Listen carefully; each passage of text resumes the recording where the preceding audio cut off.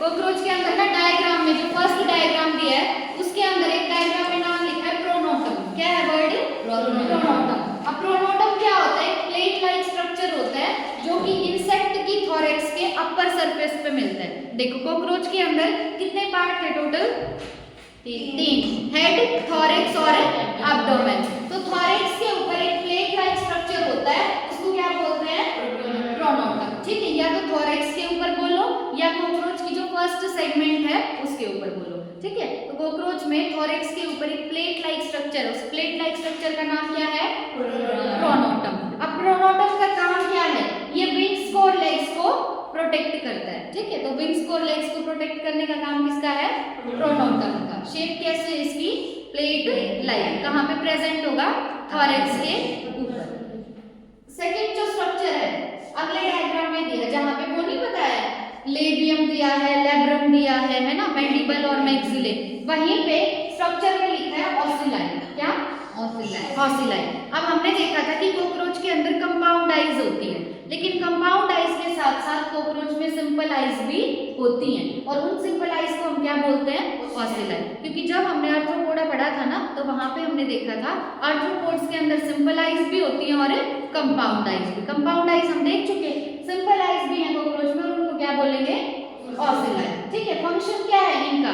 कि आसपास जो लाइट है उस लाइट को सेंस करने का काम करते हैं, और कितनी लाइट इंटेंसिटी आ रही है, मतलब लाइट बहुत तेज आ रही है या बहुत डिम आ रही है, उसको भी सेंस करते हैं ऑसिलाई। ठीक है, ये ऑसिलाई का फंक्शन है। उसके बाद एलरी मसल्स। एलरी मसल्स जहां हमने सर्कुलेटरी सिस्टम पढ़ा था ना कॉकरोच का, वहां पे दे रखा है एक डायग्राम, और उसमें टोटल कितनी एलरी मसल्स हैं? 12। कितनी एलरी मसल्स हैं? 12। ठीक है, एलरी मसल्स के दो काम है, एक तो ब्लड को सर्कुलेट करना कॉकरोच की बॉडी में, और दूसरा हार्ट की पंपिंग करवाना। ठीक है, एलरी मसल्स का नंबर कितना है?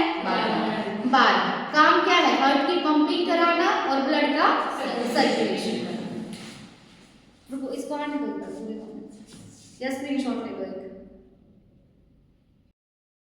नेक्स्ट हमें देखना है फैलिक ग्लैंड। देखो लास्ट में जो टॉपिक पढ़ा था ना, उसमें इन्होंने मेल रिप्रोडक्टिव स्ट्रक्चर का डायग्राम दिया है और फीमेल रिप्रोडक्टिव का। तो जो मेल रिप्रोडक्टिव सिस्टम होता है ना, उसके अंदर एक ग्लैंड दिखाया उन्होंने, उसका नाम है फैलिक ग्लैंड। कौन सा ग्लैंड शो किया है? Phallic gland. अब फैलिक ग्लैंड का काम है कि ये स्पर्मेटोफोर के अराउंड जो लेयर होती है ना, उस लेयर को फैलिक ग्लैंड सिक्रीट करता है। स्पर्मेटोफोर क्या था? कल हमने देखा था कि स्पर्म्स हैं, स्पर्म्स आपस में ग्लू हो जाते हैं ना, चिपक जाते हैं स्पर्म्स आपस में, और उस पूरे स्ट्रक्चर को बोलते हैं स्पर्मेटोफोर। तो स्पर्मेटोफोर की जो बाहर की लेयर है उसको कौन सिक्रीट करता है? Phallic gland. ठीक है, उसके बाद आता है फेलोमियर।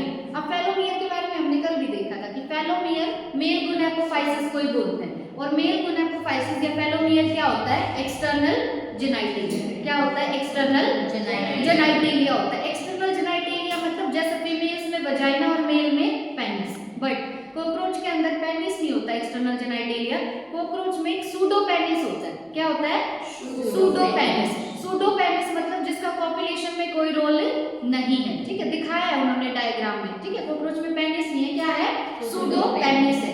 एक्सटर्नल जेनाइटेलिया क्या होता है कॉकरोच में? फेलोमियर। और फेलोमियर का एक और नाम क्या है? मेल गोनापोफाइसिस। क्या है एक और नाम?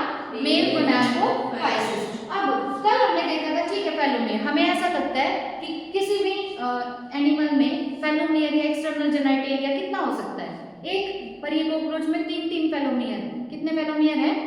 3 फेलोमियर है, यानी 3 एक्सटर्नल जेनाइटेलिया। यही शॉकिंग बात बोल रही थी।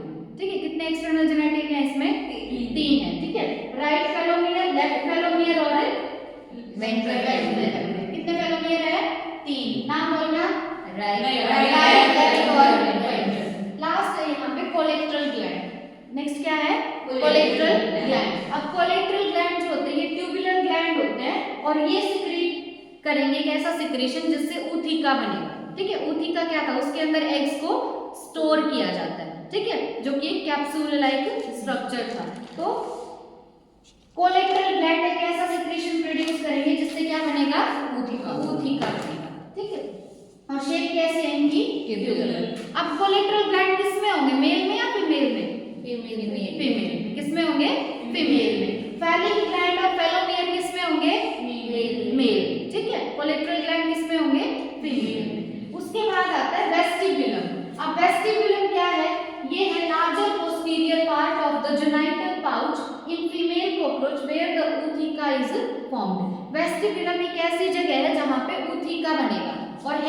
वेस्टिबुलम, ये एक बड़ा सा पोस्टीरियर पार्ट है जेनाइटल पाउच का।